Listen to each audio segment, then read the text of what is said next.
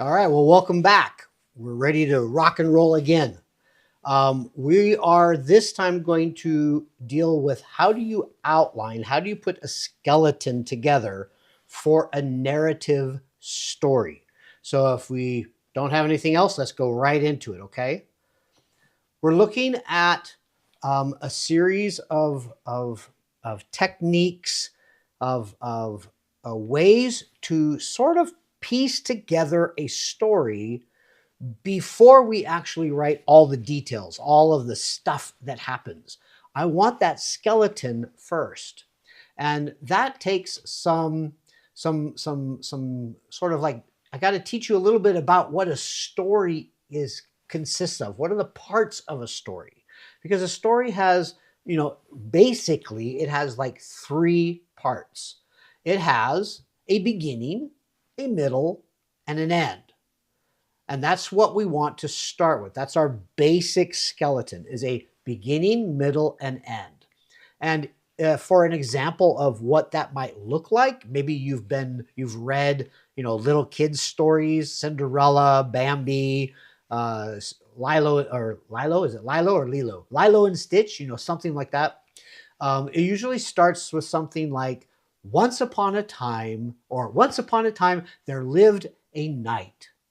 That's the beginning, and it gives you that introduction. It tells you what the story and the characters, who they are, where do they live, what is their surrounding. And then something happens, and there's usually a long story in the middle. The middle section is usually the longest story because you have to do a lot of explaining. The knight has to go do something.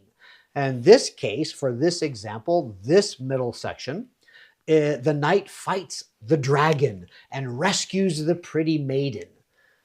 She's probably very good looking, pretty, and he wants to marry her.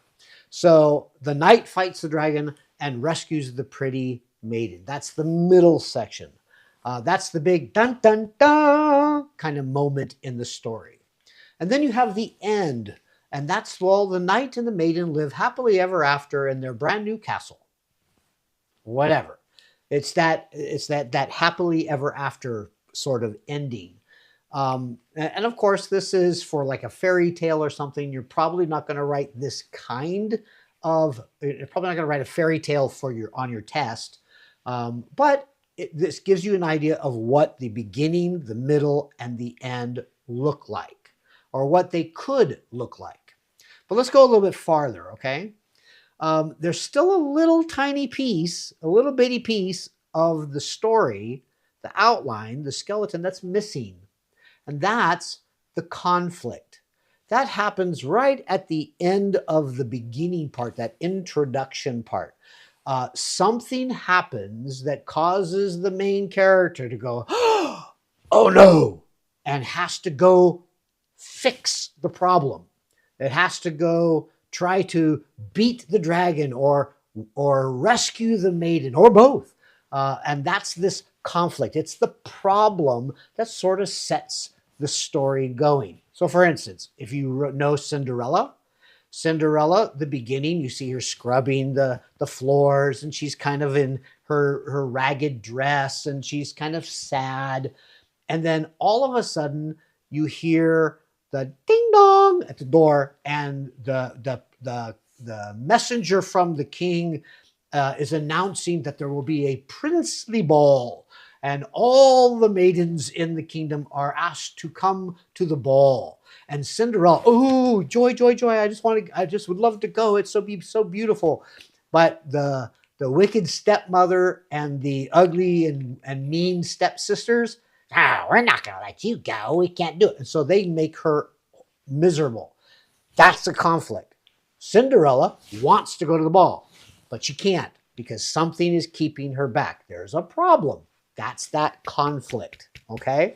So something happens to this knight. Once upon a time, there lived a knight. Well, that would make a very boring story. Now we need to have a problem. What problem can the king have or can the knight have? Ooh, a dragon sneaks in the middle of the night and steals his girlfriend away, steals his fair maiden away, and she's flown way up in the mountain someplace to the dragon's cave. Well, that means that the knight now has a problem. He's got to go fix this problem. He's got to go hunt down the dragon and then maybe fight the dragon if he can't be sneaky about it. He has to fight the dragon, get in there, and get the fair maiden out. And then they'll live happily ever. But he has to do that first. That's that middle section, okay? Well, I'm going to give you just a little bit more. If you were a more advanced student, maybe in high school, and you're writing a story, these different parts actually have real names. They have technical names. So the beginning is called the exposition. We might call it introduction. We might call it the background, what's happening before the story really actually gets going. We have the problem, the conflict. I've heard it called both of those. I even have heard it called a trigger. So like if you're a runner and you're in a race and you have the guy with a little pistola and he's sitting there going, "Iron Marks, get set." It's that trigger. It's the thing that starts the race, starts the run. Well, that's kind of what the conflict does. It gets the character running and going and doing whatever he has got to do. The middle section has at its peak, that main fight, that main thing, problem that gets fixed. That's called the climax. It's the highest part. It's the most exciting part of your story. And then once that's finished, there's usually a resolution. That's the end part. That's the, now it's all over. Now we can go back to being happy again, or whatever. If you have ever seen this diagram, this is called a plot diagram. Plot just means the story. It has that beginning part, that exposition part. You see where the conflict comes down. It's right at the end of that beginning exposition part. And then that triggers the main character to go do something. He has to climb the mountain. He has to go get the dragon. He fights it. He climbs through bushes and over rivers and almost dies on the way up there. But he finally gets to the dragon. Then he fights the dragon. And then he rescues the maiden. And the maiden goes, "Oh, my hero. Oh, it's so nice." And then he carries her on his white horse back to his palace or back to his castle. And that's that downward part. And then the end is, and so he asks her to get married, and they get married and they go away, and there's little birds sweet and everything, and little hearts going all over the place because it's probably a cartoon.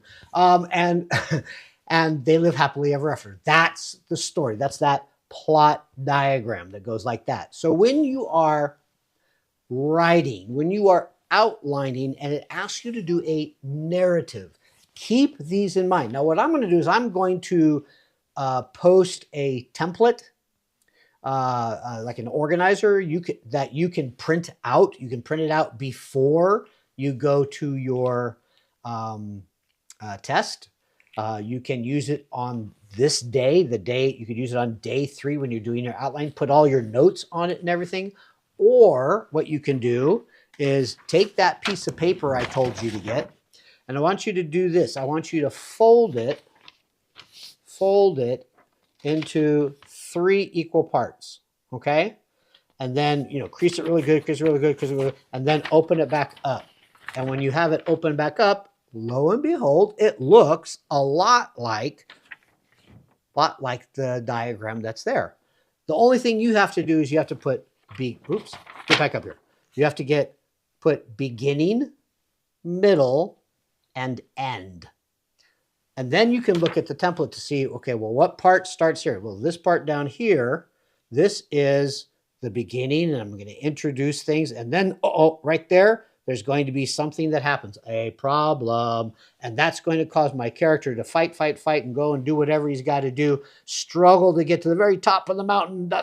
He fights and beats the dragon, rescues the princess or the maiden, and then he gets to go home, and they travel home, and they finally get home, they get married, and they live happy ever after. So that's middle and that end, okay? And you can write all of your information right here, all of your ideas on the paper.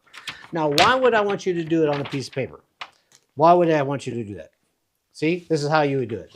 That would be a good model for you. You could take that model and just put it right on a piece of paper like that. That way you know what you need to do, okay? And then when you have all of your ideas written out, and we're going to go over that in our next video, what goes in each section. Once that's done, then you have a really much easier time of writing your story, because it's all got all the little points and all the little details are already written out for you. You've also had a night to kind of think about, well, what are you going to do with all these details? How are you going to write? Maybe in the nighttime after you put it together, you realize, you know what? I don't think I want the knight to do it. I think I want a farmer boy to do it. Or maybe you're going to switch it all the way around. Maybe the knight's the one that gets taken, and you're going to have his sister go and do the fighting and rescue him. Who knows? I don't know what you're going to do, because I don't really know what is on the test for that they're going to want you to make the story out of. It might be about animals. It might be about plants. It might be about moons. It might be about who knows.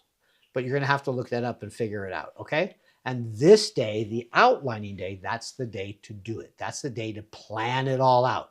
So take your time, okay? So grab a piece of blank paper, fold it into 3 parts, label the top, and then we will be coming right back, and we're going to look at what goes in each of those boxes. What are you going to put in there that will help you outline your work, okay?